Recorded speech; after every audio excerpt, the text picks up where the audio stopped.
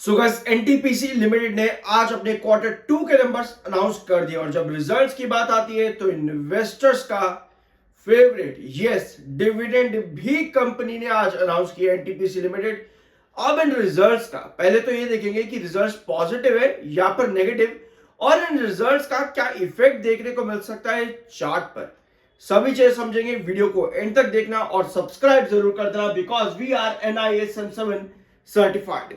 शुरू करते हैं। सबसे पहले कंपनी के रिजल्ट्स देखेंगे, फिर आएंगे आपके चार्ट पेन पे। So dividend yes interim dividend company ने अनाउंस कर दिया है कितने रुपए का, 2.75 रुपीस का कंपनी ने इंटरिम डिविडेंड अनाउंस किया है। और यहीं पर ही आपको कंपनी का स्टैंड अलोन प्रॉफिट भी दिख रहा होगा, 4,653 करोड़ है और कंसोलिडेटेड 5,225 करोड़। एक बार डेट्स भी चेक कर लेते हैं डिविडेंड के, अगर कंपनी ने अनाउंस कर दी है तो।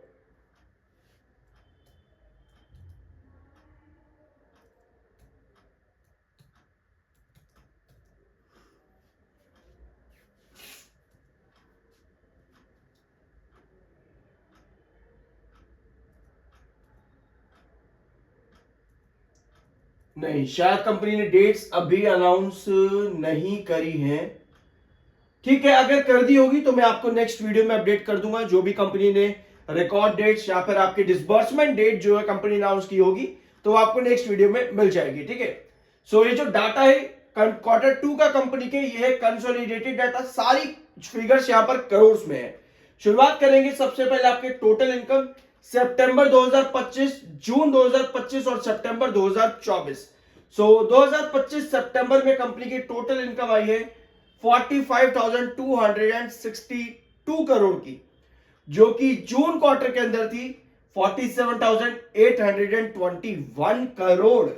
यानी कि क्वार्टर ऑन क्वार्टर बेसिस पर कंपनी की इनकम में ड्रॉप देखने को मिला है। और ये ड्रॉप कितना है, लगभग 2,600 करोड़ के आसपास का ड्रॉप है कंपनी के इनकम में क्वार्टर ऑन क्वार्टर बेसिस पर। 2,600 करोड़ का लगभग ड्रॉप है और पिछले साल 45,197 यानी कि 45,197 करोड़ पिछले साल कंपनी की इनकम थी।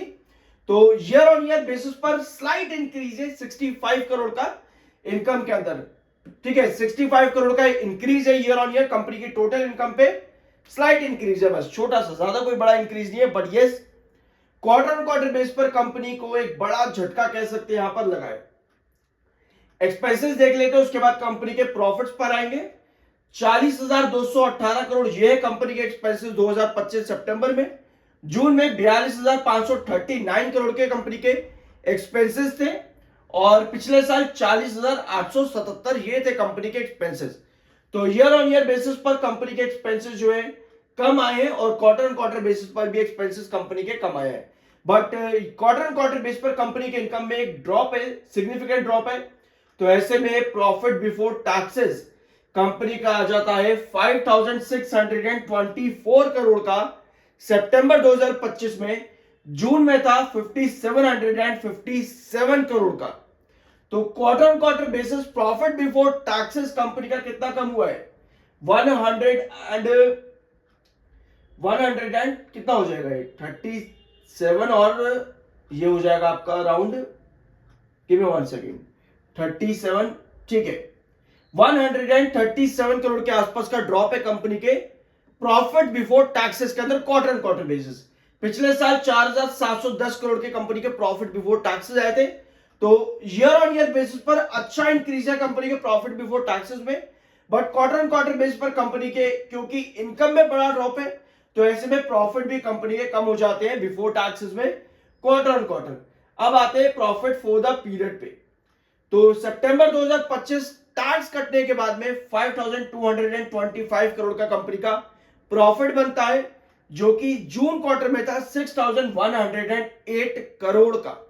यानी कि ऑलमोस्ट आपको 790 करोड़ के आसपास का डिक्लाइन दिख रहा है कंपनी के प्रॉफिट में क्वार्टर ऑन क्वार्टर बेसिस पर। पिछले साल 5,380 करोड़ का प्रॉफिट था कंपनी का।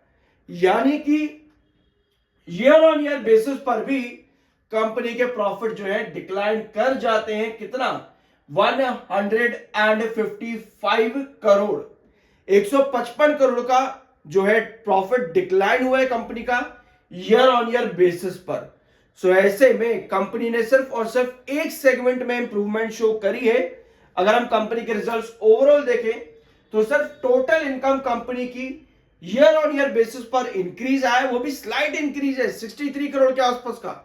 वेरस बाकी सभी नंबर कंपनी के both quarter and quarter and year on year basis पर कम आते हैं, स्पेशली प्रॉफिट आफ्टर टैक्सेस, यानी कि कंपनी के total profit both quarter and quarter and year on year basis पर ड्रॉप हुए हैं। बट ये ड्रॉप क्या सिग्निफिकेंट ड्रॉप है, यानी कि छोटा ड्रॉप है? यहां पर एक बड़ा डिफरेंस है। मेरे हिसाब से येलो फ्लैग कंपनी यहां पर डिजर्व करती है क्वार्टर 2 के रिजल्ट्स में। 3 तरीके फ्लैग्स हम लेके चलते हैं। ग्रीन मतलब बहुत अच्छे रिजल्ट, येलो मतलब कि एवरेज और डिसेंट, और रेड मतलब कि बहुत खराब। तो मेरे ख्याल से येलो फ्लैग कंपनी यहां पर डिजर्व करती है आज के रिजल्ट्स में। 74.3 का आपका एमएफआई जो कि बेयरिश है, 57.3 का आपका RSI, technicals neutral plus bearish है। अब चार्ट पैटर्न पर आप हो एक रिजेक्शन यानी कि रिस्ट्रिक्शन जोन पे। अब ये रिस्ट्रिक्शन जोन आपका बनता है 348 से लेकर के आपका बनता है ये 342। ठीक है, एनटीपीसी लिमिटेड में ये 2 रिजेक्शन लेवल आपके हैं। इस समय आप इन्हीं 2 रिजेक्शन लेवल के बीच में हो। एक बार पहले भी, यहां पर भी, और यहां पे भी, यहां पे भी 3 बार 4 बार आपको ऑलरेडी यहां से रिजेक्शन दिखा है। आज भी स्टॉक ने यहीं पर रिजेक्शन दिया आपके 348 पर। अब देखना यह है कि 348 और 342 पर स्टेबिलिटी अगर बनती है तो ही हम यहां पर एक्सपेक्ट कर सकते हैं कि स्टॉक ब्रेकआउट दे। अदरवाइज एक बार भी स्टॉक ने अभी तक इस जोन से, इस रिस्ट्रिक्शन जोन से ब्रेकआउट एक बार भी नहीं दिया है। सो अगर आपके पास कोई भी कैंडल इस तरह की फॉर्म हो जाती है कमिंग सेशंस में, तो उस कंडीशन पर आप एक बार फिर से ड्रॉप कर जाओगे टुवर्ड्स 328 के आसपास। तो एज एन इन्वेस्टर अभी आपकी नजर रहनी चाहिए 342 को कहीं ब्रेक डाउन ना कर दे, क्योंकि 342 अगर आपका फिर से रिजेक्ट होता है तो 328 पर आपकी गिरावट आ जाती है। तो ये कंडीशन एक बार इसको ब्लैंक स्क्रीन पर समझ लेते हैं। ठीक है, ये लेवल हम मान लेते हैं 348, और आपके आज की कैंडल कौन सी है? कुछ इस तरह की, जिसने डाउन ट्रेंड में क्लोजिंग दी है, यानी कि सस्टेन नहीं करा 348। और कोई भी रिजेक्शन या रिस्ट्रिक्शन लेवल जब आपका इस तरह से रिजेक्ट होता है, इसका मतलब यह है कि आपको लगातार हैंगिंग बेस तो एटलीस्ट चाहिए होगा। आपको लगातार एटलीस्ट एक हैंगिंग बेस चाहिए होगा, यानी कि सस्टेनेबिलिटी एट 348 हर सेशन में ये लेवल नजर आए। अगर ये पोजीशन आती है तो ही हम एक्सपेक्ट करेंगे कि 348 आपका ब्रेकआउट होगा कुछ इस तरह से। लेकिन अगर ऐसा नहीं होता और आपके पास कुछ इस तरह की कैंडल्स फॉर्म होती हैं, तो ऐसे में 342 आपका ब्रेक डाउन हो जाता है। तो अभी हमारी नजर कैंडल के फॉर्मेशन पर रहनी चाहिए कि किस तरह की कैंडल फॉर्म हो रही है इन दोनों ही रिस्ट्रिक्शन लेवल के बीच में। बाय सेल की कोई रिकमेंडेशन नहीं है, वो आपकी मर्जी और ओपिनियन होना चाहिए।